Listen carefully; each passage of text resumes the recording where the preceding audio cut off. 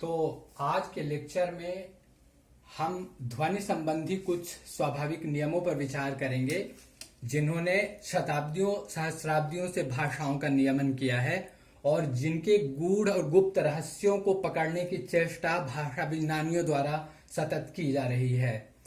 इस क्रम में हम सबसे पहले एस्पिरेट्स के बारे में जानेंगे। एस्पिरेट्स क्या होते हैं, जिनको हम हिंदी में महाप्राण वर्ण कहते हैं। ये महाप्राण वर्ण क्या है? वर्णमाला में हिंदी अल्फाबेट में जो ख, घ, छ, झ, ठ, ढ, थ, ध, फ, भ, ह, ये जो 11 वर्ण हैं ये महाप्राण कहलाते हैं, क्योंकि इनके उच्चारण में विशेष प्राणिक ऊर्जा की आवश्यकता होती है। इनके उच्चारण में विशेष शक्ति का व्यय होता है और यही कारण है कि अधिकतर लैंग्वेजेस से यह गायब हो गए हैं धीरे धीरे। ऐसा नहीं है कि पहले नहीं थे, यह गायब हो गए हैं। और मोस्टली इंडो यूरोपियन टंग्स में, किसी भी यूरोपियन लैंग्वेज में, इवन पर्शियन अराबिक में भी, जो कि सेमिटिक लैंग्वेज ग्रुप में आता है, ग्रीक और लैटिन में भी, और आश्चर्यचकित आप होंगे कि द्रविडियन लैंग्वेजेस में भी, तमिल वगैरह में भी ये नहीं है।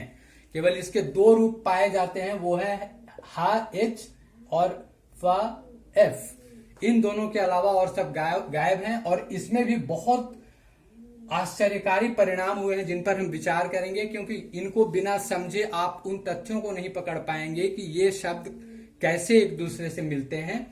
तो हम ये आरंभ में ही बता देना आवश्यक है कि अब अच्छा, दूसरी बात यह है कि मैं आपको बताऊं कि उर्दू ने क्या किया है कि उर्दू ने इन वर्णों के लिए, चूंकि उनके पास उनके जो हरफ लिए गए हैं, जो हरूफ लिए गए हैं, जो लेटर्स लिए गए हैं, वो या तो अरेबिक के हैं या पर्शियन के हैं। उनमें ये वर्ण नहीं होने के कारण हिंदी के शब्दों के यूज के लिए उन्होंने चश्मी लेटर बनाया है, जो एक्चुअली एच के लिए रहता है। उसमें क्या करते हैं कि का जोड़ इसको लगाते हैं और वो ख बन जाता है। तो इस प्रकार की टेक्निक अपनाई जाती है। अब मजेदार बात यह है कि ये सिद्धांत दिया जाता है कि भारत में आर्य बाहर से आए और अपना लैंग्वेज लेकर के आए। ये सभी एक ग्रुप के लैंग्वेजेस हैं, सारी थियरी गढ़ी गई। तो अब एक ही सवाल है कि बाकी लैंग्वेजेस ये गायब क्यों हो गए? केवल उत्तर भारत के भारोपीय परिवार की भाषाओं में ही ये क्यों सुरक्षित रहे, संस्कृत में स्पेशली, बाकी जगह गायब क्यों हो गए? इसका उत्तर देना भाषा विज्ञानियों के लिए संभव नहीं है, क्योंकि सारी थियरी ही गलत है आर्यन इन्वेजन की। इसका कोई सर पैर नहीं है।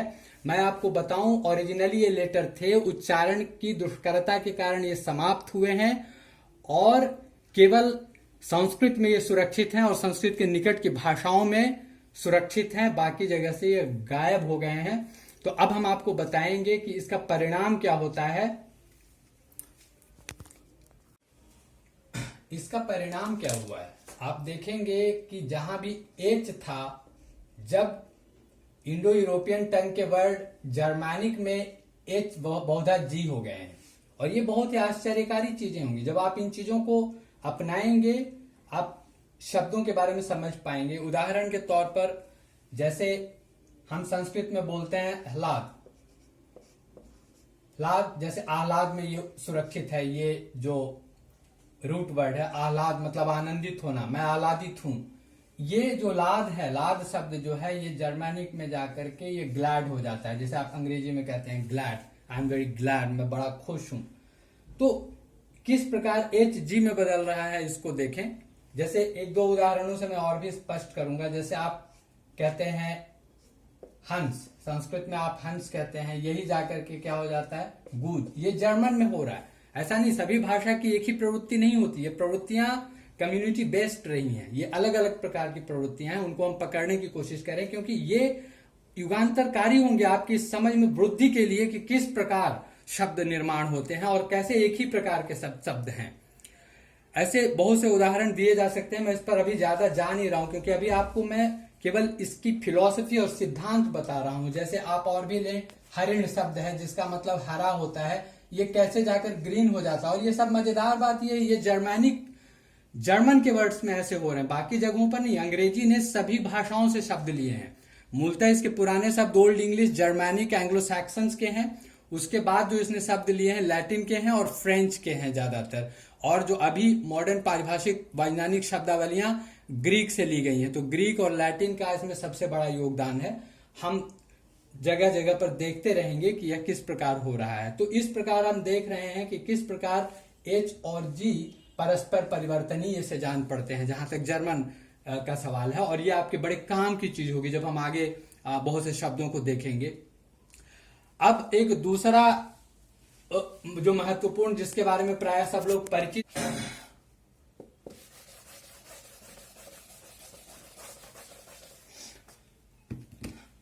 अभी आपने देखा एच और जी का, अब हम देखते हैं एस और एच के बारे में कि ये कैसे इंटरचेंजेबल है। आप जानते हैं कि बहुधा स का हो जाता है। जैसे आपने सुना होगा कि हिंदू शब्द सिंधु से आया है, सिंधु से आया है। जैसे आप जानते भी होंगे कि सप्त सिंधव को अवेस्ता में हफ्त हिंदव कहा जाता है। सप्ताह हफ्ता हफ्ता हो जाता है, हफ्ता हो जाता है। ये उधर की प्रवृत्तियां हैं। और ऐसा नहीं है कि ये स और ह का होना कुछ, और ऐसा भी नहीं है कि सभी भाषाओं में ऐसा होता है, कहीं होता है कहीं नहीं होता है। जैसे आप देखेंगे ग्रीक में ये सेंट्रल टेंडेंसी है कि एस एच में बदल जाता है, पर ऐसा भी नहीं है कि वहां एस है ही नहीं। हम इन बातों को समझे। आपको एक मजेदार तथ्य बताता हूं कि गुजराती में स और ह में अंतर ही नहीं किया जाता। जैसे अगर उनको बोलना होगा सवारे, तो सवारे बोलते हैं और हवारे भी बोलते हैं। शूछे हूछे दोनों ही बोलते हैं, उनको कोई फर्क नहीं है, वो दोनों को एक ही समझते हैं। तो ऐसी प्रवृत्ति आप भारतीय भाषाओं में भी देखेंगे, तो यह कोई आश्चर्यकारी स्थिति नहीं है। अब जैसे इसमें जो मजेदार चीजें घट रही हैं वो हम इस रूप में देखेंगे कि कैसे। अब जैसे आपने सुना होगा, अब एक संस्कृत का शब्द लें सामी। सामी का अर्थ होता है आधा, हाफ। आप देखेंगे कि जो लैटिन की ओर जब हम बढ़ते हैं तो ये सेमी हो जाता है। ये लैटिन में इस तरह की टेंडेंसी है। और यही जब ग्रीक में आप बढ़ते हैं तो ये हेमी हो जाता है। तथ्य को समझे किस प्रकार से ये। तो अब जैसे हम संस्कृत में बोलते हैं कि सामी पीतम, सामी पीतम, इसको बोलते हैं हाफ ड्रंक। सामी सेमी, हाफ ड्रंक। सामी भुक्तम, हाफ ईटन। तो इस प्रकार से आप देख रहे हैं कि उसी प्रकार आप अगर सम शब्द को देखें, सम, तो ये जो समता वाला शब्द है यही जाकर के सेम हो जाता है। और ये लैटिन में, और यही यहां पर जाकर के जैसे सम होमो, होमो हो जाता है। आप जानते होंगे होमो का अर्थ क्या है, सम है, सेम। जैसे आपने शब्द बहुत सारे सुने होंगे, होम्योपैथी। हम इन चीजों पर विशेष विस्तार से बाद में चर्चा करेंगे। होम्योपैथी, होम्योपैथी कहते क्यों है, ये भी, इन चीजों पर भी हम विचार करेंगे। ये सब शुद्ध संस्कृत शब्द है। पथ्य, पथ्य का विचार किया जाता है रोग शास्त्र में। तो जब आप किसी पेशेंट का इलाज इस तरीके से करते हैं कि बीमारी के जो कारण है उन कारणों को ही आप बढ़ाते हैं सम, तो उसको होम्योपैथी कहते हैं। और एलोपैथी, जैसा कि हम बाद में बताएंगे एलो क्या है उस पर, तो वो एलोपैथी हो जाता है, मतलब वो उसको काउंटर करता है। तो इस प्रकार से इसका, उसी तरीके से एक और उदाहरण भी हम लेते हैं, जैसे कि सूर्य शब्द है। सूर्य शब्द आप देखेंगे कि ये दोनों ही प्रकार से चलता है। जैसे सॉल, जैसे सोलर वगैरह में आप र का ल हो जाता है, उस पर हम आते हैं अभी।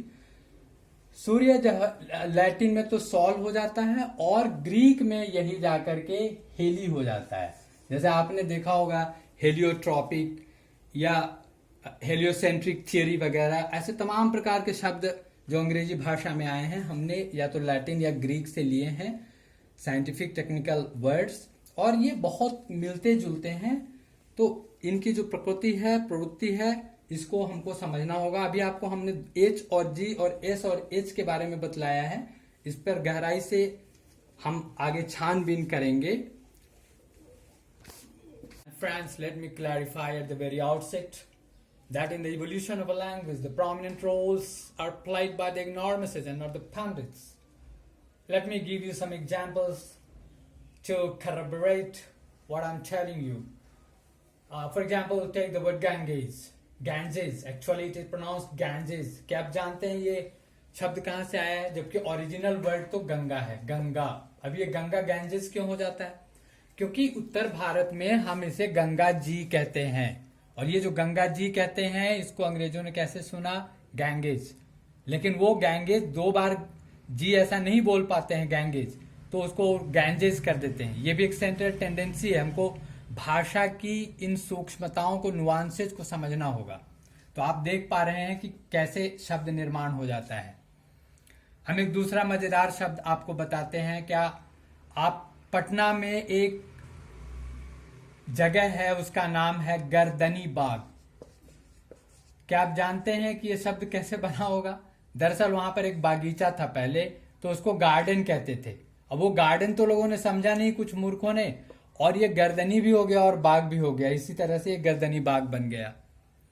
ऐसे ही एक शब्द है, जैसे कटक में एक शब्द है मरकट बाजार। दरअसल वहां पर एक मार्केट था और वो मरकट भी रह गया और बाजार भी हो गया। तो इस तरीके से आप देखते हैं कि शब्द निर्माण होता है। इसमें सबसे मजेदार चीज जो आपको बताना चाहूंगा वो ये है कि एक जो अभी मॉडर्न टाइटल जो इंडिया में चल रही है, आपको बड़ा आश्चर्य होगा कि इस टाइटल का ऐतिहासिक आधार क्या है, सिन्हा।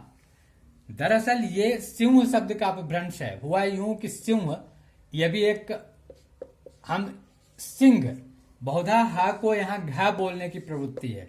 जैसे लोग इसका उच्चारण, बहुत लोग सिंह की जगह सिंह करते हैं, सिंह। और ये क्या है कि इंग्लिश में भी वो जा रहा है। अब इसको जब ऐसे लिखते थे, बहुत लोग सिंह ऐसे सही भी लिखते थे, तो सिंह ऐसे ही लिखते थे, सिंह। अब ये जब उसको लोगों ने पढ़ा तो इंग्लिश की जो टेंडेंसी है उसको, जो भी नेजलाइजेशन है उसको एन में तब्दील करने की है। तो वो जो सिंह था वो सिन्हा हो गया। वास्तव में उस समय जो सरकारी नौकरियों में होते थे प्राय वो टाइटल लोग लेने लगे, और ये टाइटल इस प्रकार से व्यवहार में, प्रयोग में आई है। अब आप ये देखेंगे कि किस प्रकार से जो ध्वनियों की जो एक प्रकृति होती है और जो प्रवृत्ति होती है वो किस प्रकार जाने अनजाने काम करती है। तो ऐसा नहीं है कि भाषा के विकास सब कुछ प्रज्ञान पूर्वक हुआ है, अज्ञानता का उसमें रोल बहुत ज्यादा है। तो मैं यही कहना चाहता था कि आप देख पा रहे होंगे,